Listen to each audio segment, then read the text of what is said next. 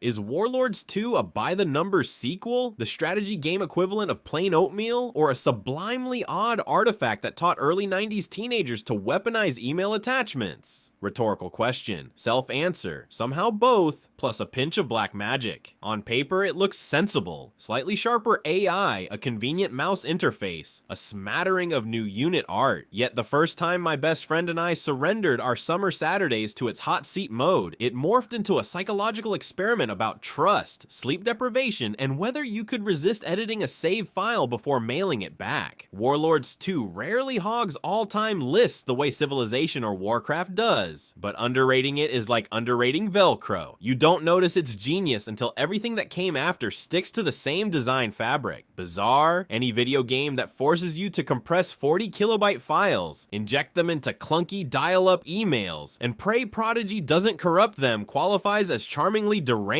Essential? Only if you care about the forgotten ancestors of asynchronous multiplayer fog of war mind games, and the thrill of seeing neon green dragons clash with Barbie pink cavalry over broccoli-colored forests. Historical Context Strategic Studies Group, a SSG for anyone who pronounces strategy with 3 extra syllables, spent the 1980s breaking tiny personal computers with heavyweight war simulations. By 1990, they'd branched into fantasy with Warlords, an 8-color gem that merged risk simplicity with campaign RPG seasoning. Aussie designer Steve Fawkner, all caffeine and curly hair, wanted a follow-up that preserved the beer-and-pretzels combat math yet sanded off the UI splinters. He ditched the fiddly keyboard shortcuts, hardwired mouse support, and, crucially, offered proper VGA mode. Proper, however, came with an asterisk. Warlords 2 still shipped in a 16-color palette because 256-color artwork would have sunk the schedule harder than a catapulted galley. The year 1993 was a demolition derby of strategy heavyweights. Master of Orion introduced Space 4X slipstreams. Sid Meier's Colonization teased colonial micromanagement. Westwood's Dune 2 had proven that real-time economies could sprint. Warlords 2 arrived looking conservative. Broccoli trees, fuchsia plains, units so pixel chunky they resembled Lego knights melting under a heat lamp. But beneath that thrift store coat lurked 2 moves that quietly future-proofed the series. A built-in random map generator that could sputter out new continents in seconds, and a fully supported play-by-email pipeline. My first taste came courtesy of a Babbage's demo rig. I asked the clerk whether the game had dragons. He replied, yes, but the AI's griffins will eat them alive if you don't level your hero first. Then shoved a disc into the 386's drive. 5 turns later, I forgot Warcraft beta screenshots even existed. That disc followed me to every sleepover, accompanied by my mother's warning that computer time ends when the pizza's done, a rule we obeyed about as faithfully as an orc obeys a treaty. Mechanics.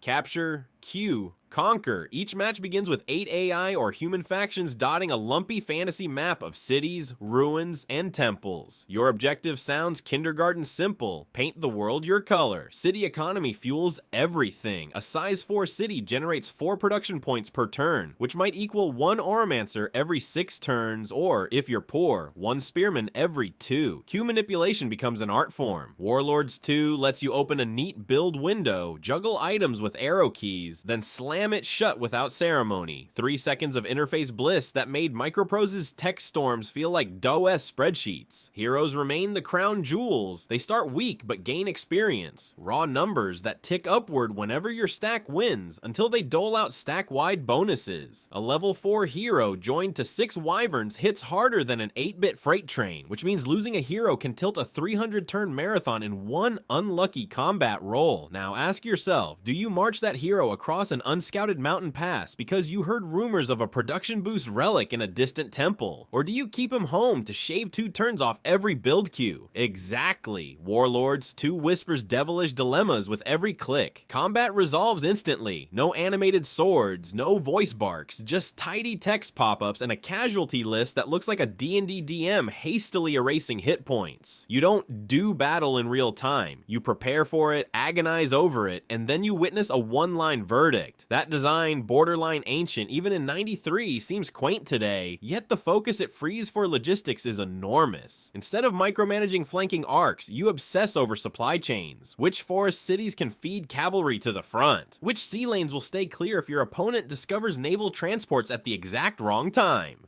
The random map Rorschach test. Long before Age of Wonders made procedural continents its brand identity, Warlords II packaged a random map button that slapped together mountains, rivers, and city labels at machine gun speed. The algorithm isn't perfect. The odd one-tile isthmus spawns amphibious nightmares. But it means no two Pebham sagas feel the same. My group's favorite variant was All Islands, which jettisoned land choke points in favor of ship hustle and surprise elf hordes storming out of the fog like pixel Vikings. Fog of War and the Ethics of Curiosity toggle hidden map at match start, and your scouts become the frontline streaming service. The only way to know the world is to wander. That single checkbox turns the early game into a horror film. Is that neutral city a sleepy hamlet or a Death Knight factory? Do you invest turns exploring or race to build up home garrisons? The hidden map option also magnifies betrayal. During one sophomore year PBM, a friend shuttled Elflord stacks behind my lines via an unnoticed inlet, capturing my capital in what we later called the Venice Dunk. I didn't speak to him for a week. High school diplomacy at its finest. Play by email, hot seat without the smell of feet.